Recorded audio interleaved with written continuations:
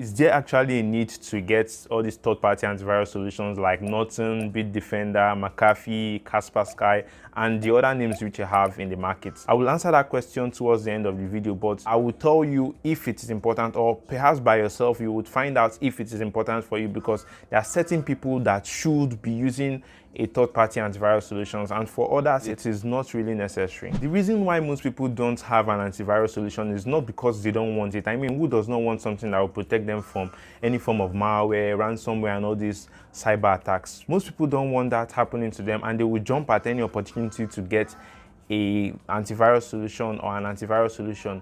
But the thing is that it is really expensive, and that's why most people don't use it. If I ask you, why are you not using an antivirus solution, you will probably tell me that you can't afford it. And it's understandable, because I mean, when I was a student, even before I started working, because it was when I started working professionally that I could get some money, or I could subscribe to some of these antivirus solutions. But for those that are still students, or for those that really don't have any sort of stable job or something that gives them money, I really don't expect them to start getting some of these antivirus solutions that cost a lot. I mean, quite a lot to subscribe for the platform monthly. So it is understandable if that is your reason for not having an antivirus solution. I'm sure if I offer you a free solution, or if I offer you a free or lifetime opportunity to use a third-party antivirus solution for free, you would surely jump at that opportunity and you use it without thinking twice.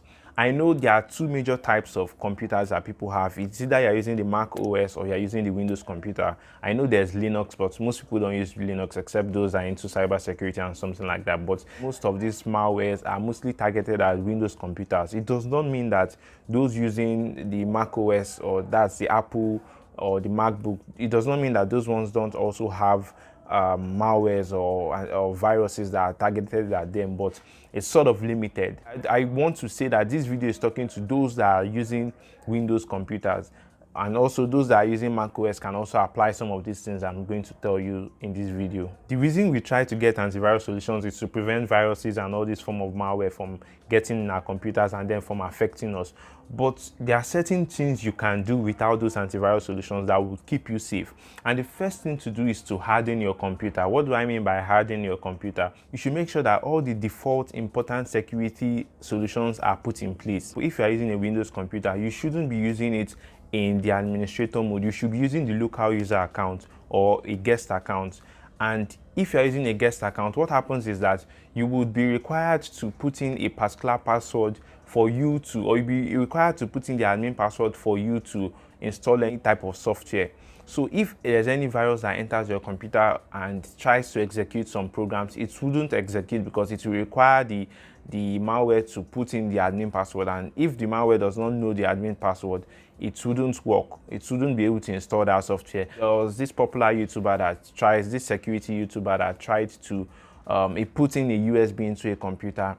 The USB had some sort of virus. It was like a simulation. The USB had a virus, and the moment he put it inside the computer, in a Windows computer, it immediately went to disable the firewall, it disabled the antivirus solution, and then it started trying to run the virus. And what this virus did was that it requested the privilege account, that's the admin account, and then you know where you have this pop-up that says yes or no, where you want to run a program and it tells you yes to move forward or no to go back. So that is the case. It just clicked, it just immediately prompted that administrator mode, and then it just selected yes on its own.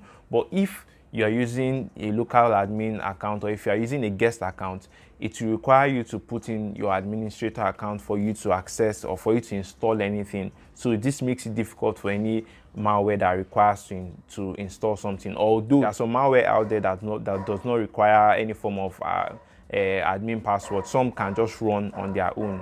I think mostly worms do that. So to make sure you can stay without some of these third-party antivirus solutions, there are a few security principles you must follow.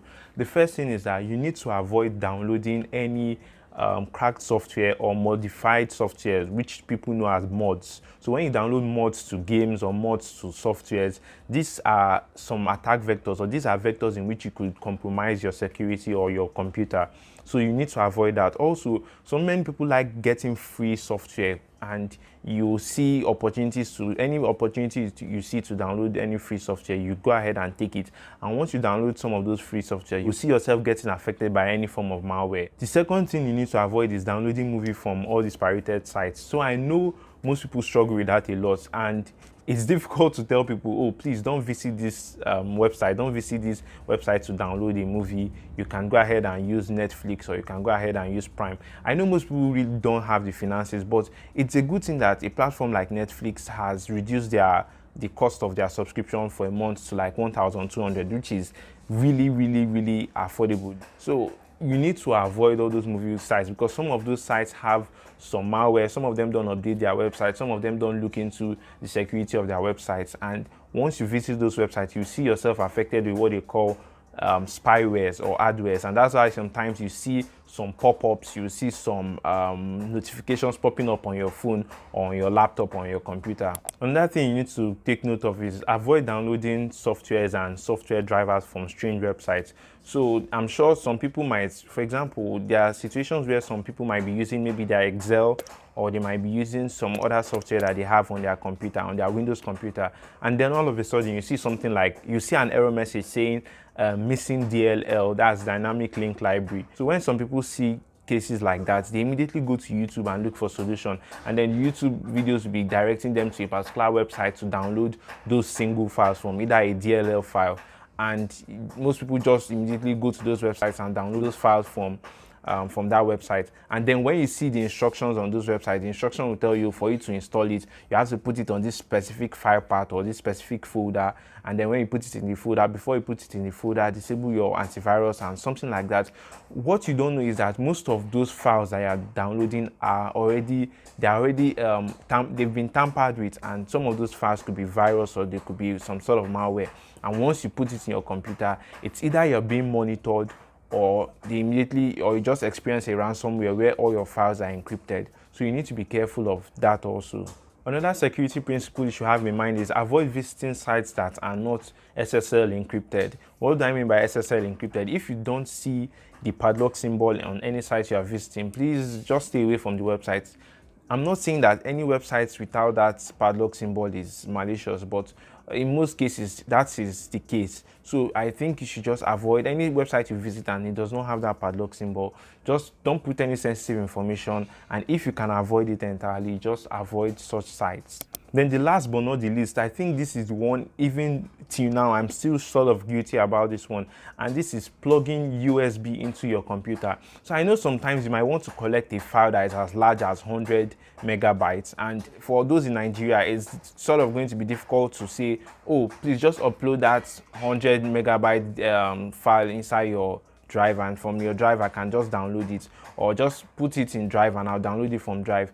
Most people wouldn't want to exhaust their mobile data, or most people would not want to waste their data doing that. So instead, they just use the easier means, which is collecting the file on a flash drive, and from that computer they plug it in their own computer. And what happens is that if the other person's computer has been infected with some sort of virus, and then you plug the USB into your own computer, you immediately get affected with the same virus or the same worm. So it's really important to avoid that. It's difficult because even till now, like I said, it's something I still struggle with, but I'm sort of very cautious not to do it, or not to transfer files using USB. So you need to find a way to cut that off. But if you feel like you are that kind of person, or you are in the environment where you would be using a USB, or you might need it, then please, you need to get a third-party antivirus solution. So this leads me to the final question: who are the people that should be using a paid third-party antivirus solution?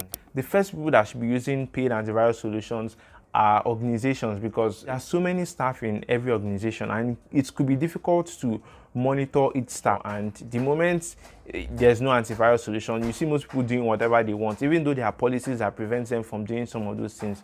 Some people still go against those policies, or some people do whatever they want to do, and then they infect their workstations or their computers or their work computers. So that is why it's important for every organization to have this sort of paid or third-party antivirus solution. The second set of people are the elderly people or parents, those people that are maybe the old ones or the elderly ones. Why did I say old ones?